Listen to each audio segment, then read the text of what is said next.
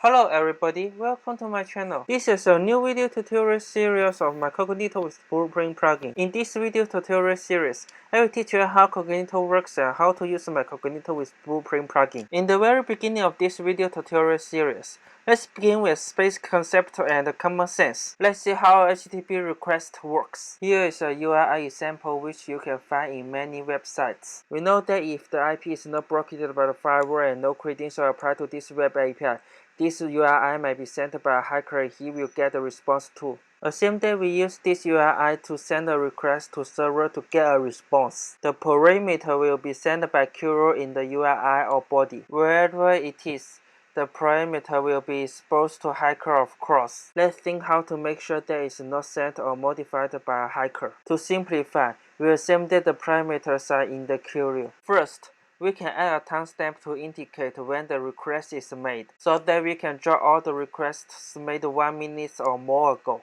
So, what if the hacker changed the timestamp dynamically? We use signature. We generate an access key ID and a secret key as a credential pair. We sort the parameter alphabetically and add the secret key at the end or beginning of the query string, then calculate the hash of it. We use this result as the signature of the request, and we pass the access key ID to the server, so that the server can retrieve the corresponding security key from the database and calculate the signature itself. If the signature is calculated, match the signature the query provided, the server will think the query string is not modified by a hacker. Now we get to the thing I want to talk, the credential, access key ID and secret key. Someone may ask, what's the difference between username and password, and access key ID and secret key? Besides, username and password is designed for human.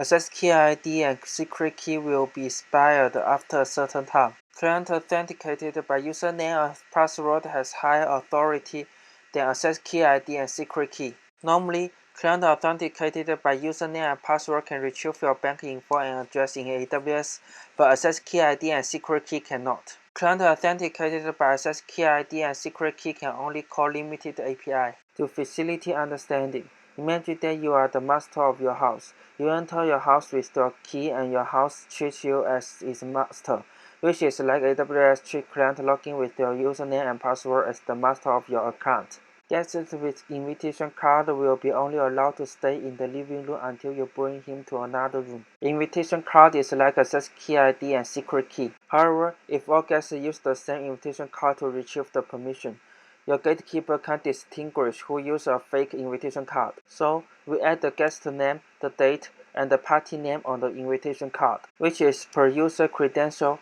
expiration, and access token in AWS credential. That's why we need to use Cognito, not only for account system. Here's how we retrieve credential by Cognito. First, we call initial auth to send player login request to Cognito user pool, and once Cognito user pool verify the username, password, and other data, Cognito user pool will respond with access token which contains player's public info. For example, your username and your email. Access token is a string encoded and formatted as JWT. For more info of JWT, please head to jwt.io. Then, we get player identity by calling getID to Cognito identity pool. With the identity, now we can get credential for this user by calling getCredential for identity. Now, players can use the credential to access any other service you allow. Moreover, some developer may want to authenticate their player with social identity provider, for example, Facebook, so that his player do not need to remember too many usernames and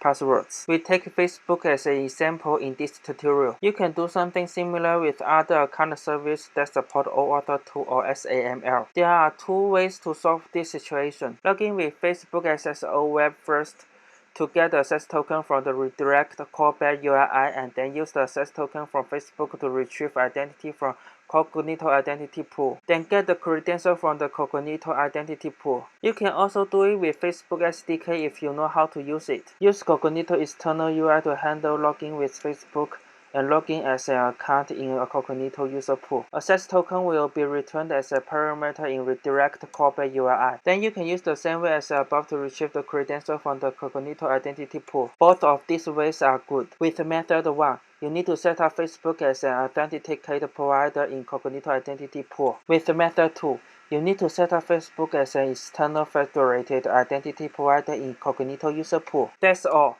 Thank you for your watching.